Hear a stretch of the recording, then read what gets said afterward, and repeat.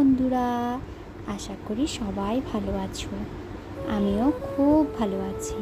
সুপ্রভাত সবাইকে।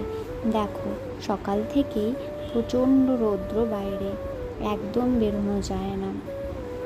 আর এদিকে মা রান্নাঘরে রান্না করছে, আর আমাদের রান্নাঘরটা প্রচণ্ড গরম হয়, যেন সকালের সব রৌদ্র আমাদের রান্নাঘরেই পড়ে যায়।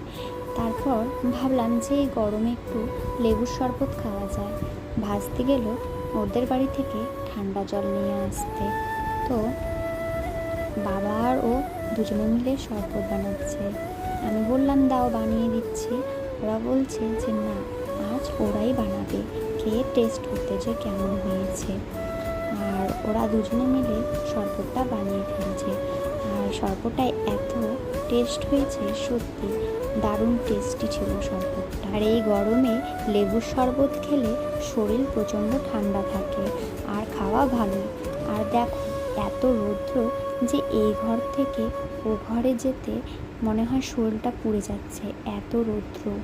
আর আমাদের রান্নাঘরটা টিনের বলে প্রচণ্ড রৌদ্র লাগে। আর এদিকে দিদি চলে এসেছিল। দিদি এসে মাকে বলছে দাও রান্নাঘরে, আমি তোমাকে হেল্প করে দিচ্ছি। তারপর দিদি মাটনটা রান্না করতে শুরু করে দিল। আর এদিকে দেখো, আমাদের রান্নাবাড়ি প্রায় কমপ্লিট।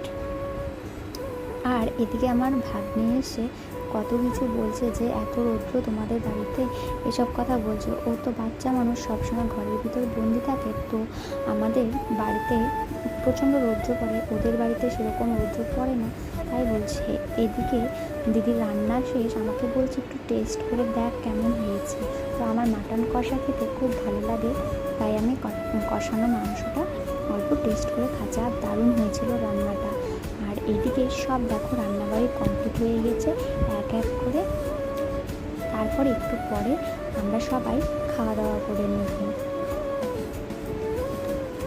বন্ধুরা, আমার এই ছোট্ট মিনি ব্লগটা তোমাদের যদি ভালো লেগে থাকে, তাহলে আমার চ্যানেলটিকে লাইক, কমেন্ট, শেয়ার, সাবস্ক্রাইব করে আমার পাশে থেকো।